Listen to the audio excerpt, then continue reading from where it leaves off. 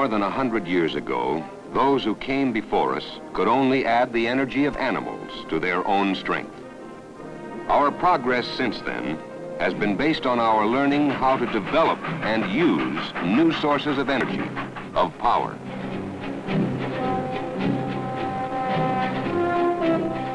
And learning, we have lifted the burden from the backs of men and put it on the minds of men, where it always should have been.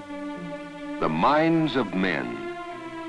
Our Department of Defense called in the Strategic Missiles Evaluation Committee. Their task, to determine whether our technology could develop a long-range missile capability within a limited period of time. The Soviets had stolen a march on us.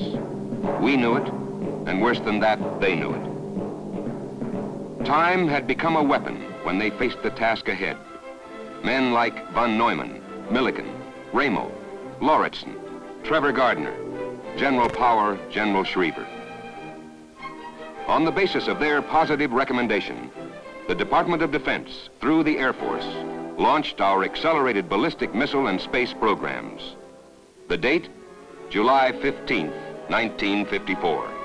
10 years later, almost to the day, on the 10th of July, 1964, the Space Systems Division, Air Force Systems Command, moved to new headquarters in El Segundo, a next-door neighbor to Los Angeles. In that short 10-year interval, the minds of many men had spearheaded our great national effort. They have been 10 years of history not studied in books at school, but years of living history in which all of us have played a part. And in that brief period, our technology has moved forward faster than the years. And that which was considered unlikely, improbable, impossible to accomplish in 20, 30, or 40 years has been accomplished in these historic years. These 10 years to remember.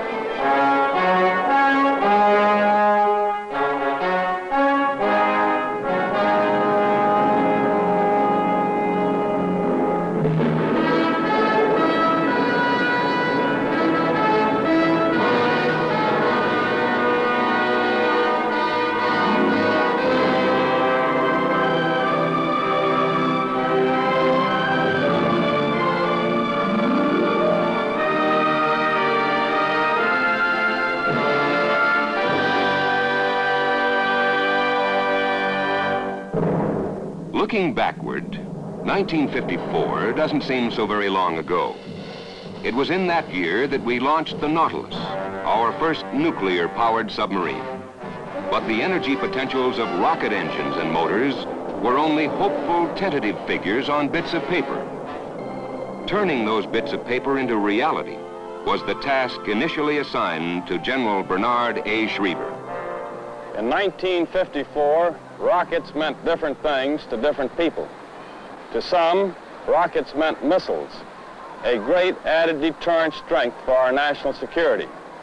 To others, rockets meant the power for extending that security farther into space, for military and scientific research to the moon and beyond. All turned out to be correct, because today, rockets represent the power to accomplish whatever missions we require. How we got that power is a story worth telling.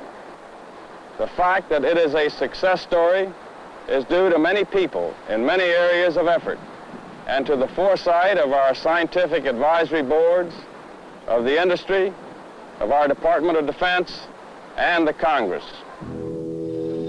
In 1954, we had small rockets, but our missiles and our rocket power were still mostly on paper.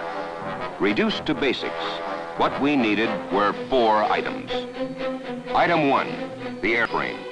Light but strong enough to carry the fuel and oxidizer for the engines, which were Item 2. Rocket engines of sufficient power.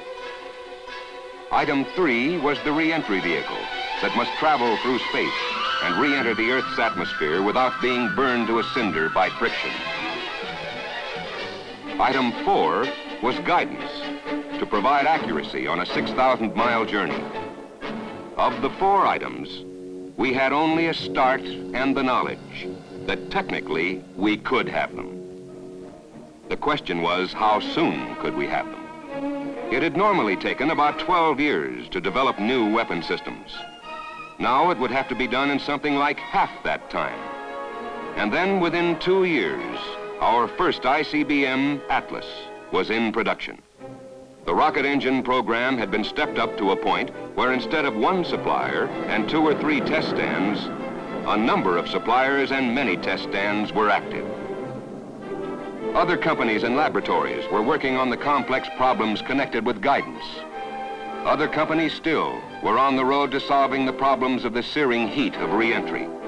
In addition, the Air Force had the services of a civilian organization staffed by top scientists as systems engineer and technical director. But results after only 2 years went far beyond one ICBM program making positive progress. Now, several programs were driving forward to meet the relentless challenge of our time. An intermediate-range missile, Thor, was also in production. By taking advantage of engines and guidance systems already in advanced development, the shorter-range Thor could be made operational before our long-range missiles. The planners and managers of our national security had also decided to develop a second ICBM, Titan. Titan would have a more rugged construction and also would have growth potential in terms of range and future use as a space booster. Titan would be our first missile to stand on guard in underground silos hardened against nuclear attack. And long before we had the power to reach out into space, a spacecraft was already in active development. A spacecraft designed with the built-in versatility to perform a variety of missions. And also, even before we had our large liquid fuel engines off the ground, tests were being made for development of large solid fuel engines. These are historic scenes.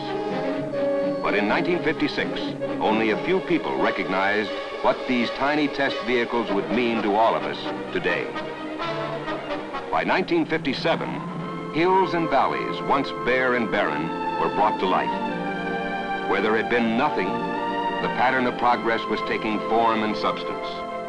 Industrial facilities for production and required military facilities were expanding on top priority basis. The responsibility of the Air Force Systems Command is to research, develop, and deliver the weapon systems required by other Air Force commands for their operational needs. Our nation was building our physical resources, and people, our greatest resource of all, were increasing in number and in experience. People with the necessary dedication and education on which to build more and more experience. Their first trial by fire came early in 1957. On 25 January, Thor was ready for its first flight test. Hopes were high.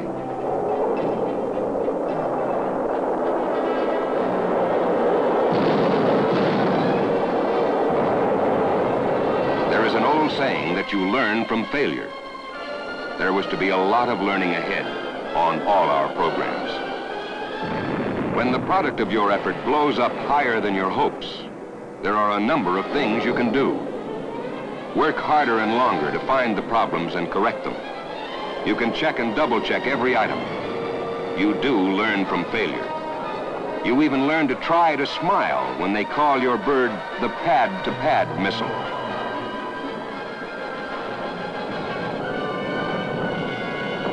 The one thing you can't do is give up. Then, on September 20th, 1957, Thor was ready again.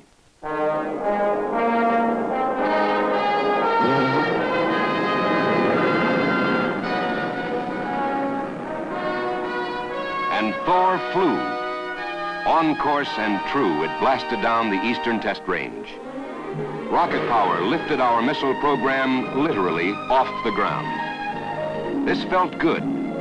It was good. But only a few weeks later, there was a forceful reminder of our competition. On October 4th, 1957, the Soviet Sputnik 1 was injected into orbit. This is part of history we've all lived through. It left a bitter taste. We can still remember. Many people felt a strange new fear, a new doubt about our own programs, about our own capabilities. What we needed was time. Every specific date became one more short step on our journey into space. December 17th, 1957, the first success of Atlas.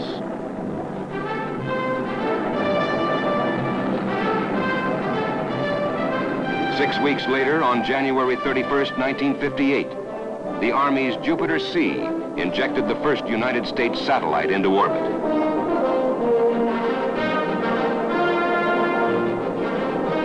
And in March 1958, that small solid fuel motor sputtering back there in 1956 had, by direction of our Department of Defense, become our newest ICBM program, Minuteman, our ace in the hole. On October 11th, 1958, Thor launched NASA's Pioneer 1 to mark the beginning of the highly productive Air Force NASA team.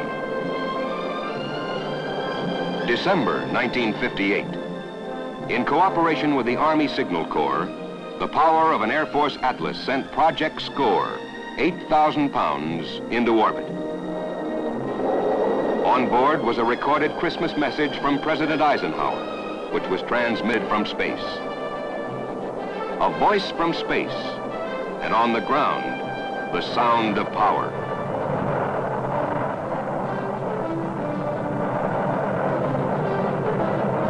On 6 February 1959, Titan's first flight test was completely successful. Only 3 years to the day after ground was broken for the factory near Denver where Titan is built.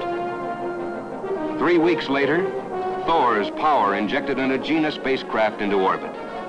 The same spacecraft whose design had been started before there was the power to send it on its journey. By the end of 1959, less than 6 of those 10 years to remember had passed. Great progress had been achieved, the groundwork for national security and for space. But critical and perhaps dangerous years still lay ahead. In 1960, we elected John F. Kennedy to the presidency. Now, in retrospect, 1960 doesn't seem very long ago. Cars of that year don't look too outdated. It was 1961 when the building of the Berlin Wall was started. Although we may not recall those years as critical, it was a time period when there was a chance that the balance of strength might have gone against us. At that point in time, at the beginning of 1961, our strategic strength was shaping up like this. Much of our strength was carried over the sea in the bomb racks of SAC's intercontinental bombers. Part of our strength was carried beneath the sea in our Navy's atomic submarines.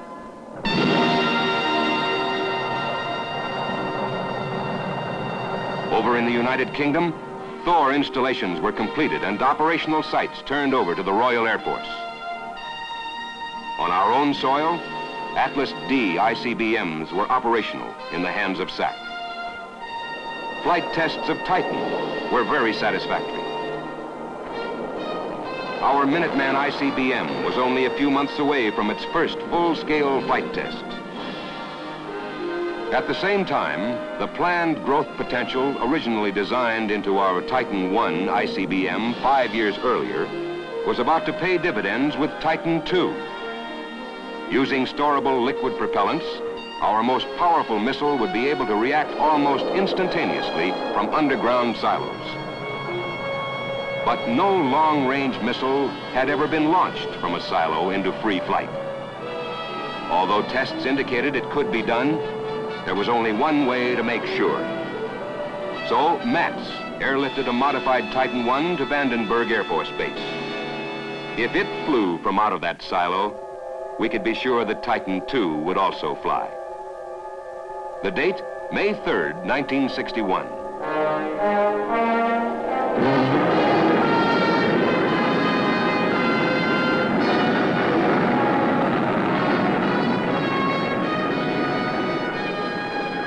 The long-range planning had started to prove itself out, and across the nation, new character lines were appearing on the face of the land. Just as aircraft need runways, hangars, and maintenance facilities, Our missile counterforce requires not only the missiles themselves, but also underground bases, missile sites, hardened against attack.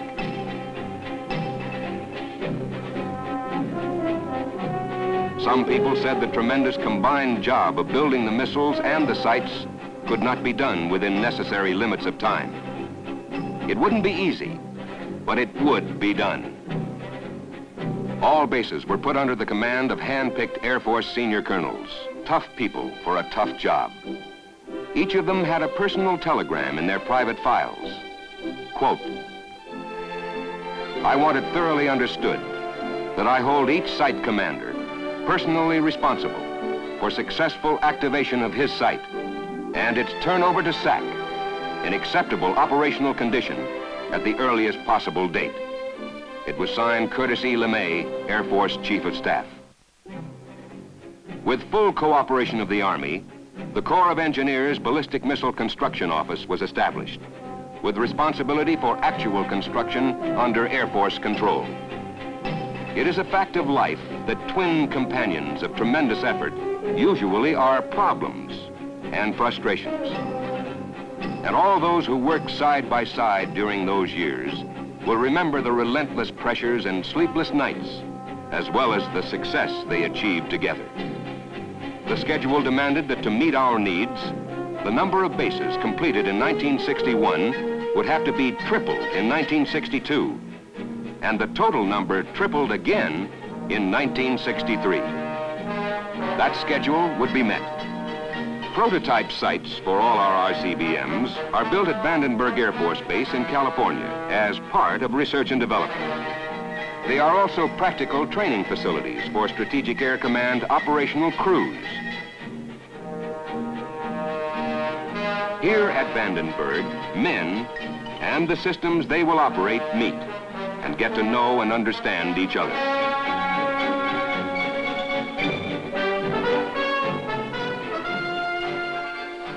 Our ICBMs, their bases, and their operational crews, all were getting ready together. And the powerful rocket engines developed for those long-range missiles were providing the power for both civilian space flights and for research and development of military orbital space systems.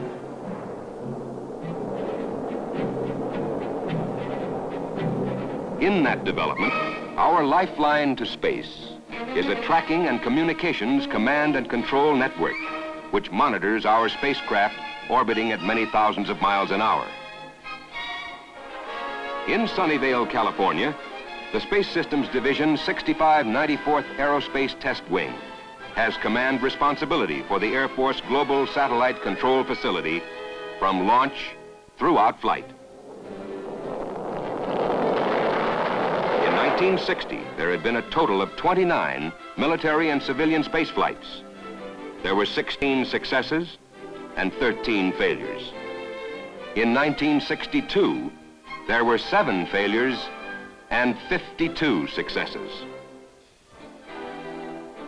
Remember February 20th, 1962? A modified Air Force Atlas booster launched NASA's Friendship 7 into space. The power of the rockets designed for our long-range missiles had made possible our first explorations in space. They now also were making possible our nation's first man in orbit.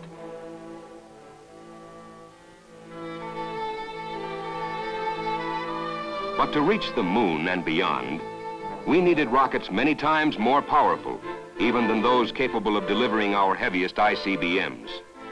To get that power, in 1962, all launch boosters currently on hand or in the planning stage were reviewed by selected managers and scientists of the Department of Defense and NASA, together with independent scientists. They recommended that NASA's Saturn be developed in increasing thrust configurations with man on the moon, the primary scientific goal. For earlier phases of the program, modified Titan IIs were specified to provide the power for launching the Gemini spacecraft on NASA's first 2-man missions in orbit. The missions will include rendezvous with Air Force Agena spacecraft.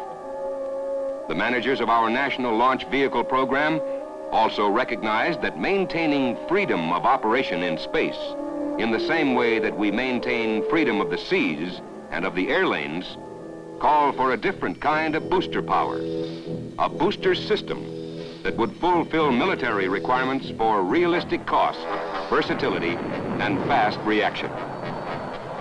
In the past, assembly and checkout operations could tie up one launch pad for 3 months or longer.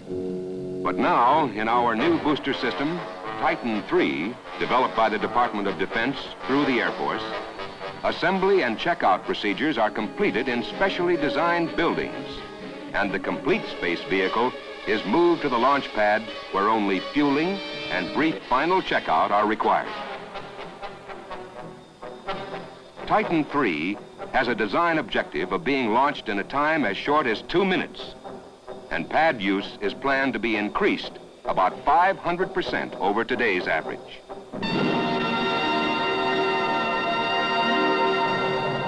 First stage solid motors provide more than 2 million pounds of liftoff thrust.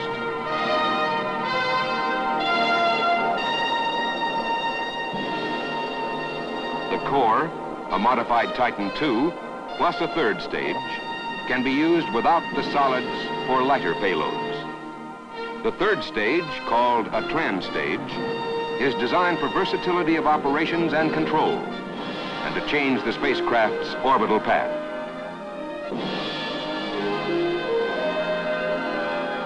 Titan III's total power can place 12 tons and more in orbit 200 miles above the Earth. 10 years isn't very long. Not when you consider that it took some 50 years from that to this.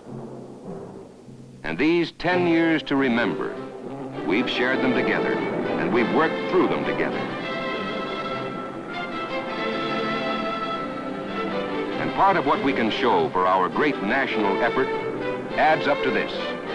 By the end of 1964, more than 850 Atlas, Titan I and Titan II, and Minuteman ICBMs will have been delivered to SAC on schedule. For our research in space, we have in being a proven global operational space test system to support all military research and development activities. We have made across-the-board advances in almost every field of scientific effort because expanding technology in one area has historically inspired and required advances in many areas. But although machines can be designed for space, humans can't be built to engineering specifications. And therefore, at the Air Force Aerospace Medical Division in San Antonio, Texas, great emphasis is placed on research in human ability to adapt to a new environment. Air Force aerospace and research pilots are screened and trained here at AMD, and the future astronauts for NASA's Gemini and Apollo programs are given medical evaluation prior to selection. We have acquired many things, and the most important of these is experience. And it was on the strength of experience in solid fuel motors originally developed by the Ballistic Systems Division for Minuteman that the Space Systems Division, following through on policies established by our Department of Defense, has managed the development of the large solid fuel rocket motors for space. For Titan III, each solid fuel motor has 1 million pounds of liftoff thrust.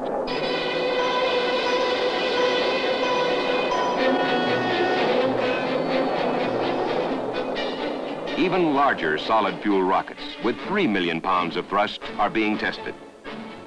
Secretary of Defense Robert S. McNamara said it. We must plan our total program carefully and concentrate our human and physical resources where they will make the greatest contribution to our military requirements. And in reliving all that has been accomplished since the days of Dr. Goddard, one question is asked over and over. Just what single achievement can be considered the most important? General Schriever once answered that question this way. He said that having the right people is always the most important thing. People on the government industry team with the ability and courage to take a bold approach in order to turn new concepts and ideas into practical reality. These same people and others following in their steps will continue researching, developing, building. For we are a nation of builders, not destroyers. What we build and how well we build will be written in the records of the next 10 years of history. And on the firm foundation of the great advances in rocket power and technology that have already been made, from our stronghold here on Earth, we can look up and forward to meet the promise and the challenge of space boldly and with confidence.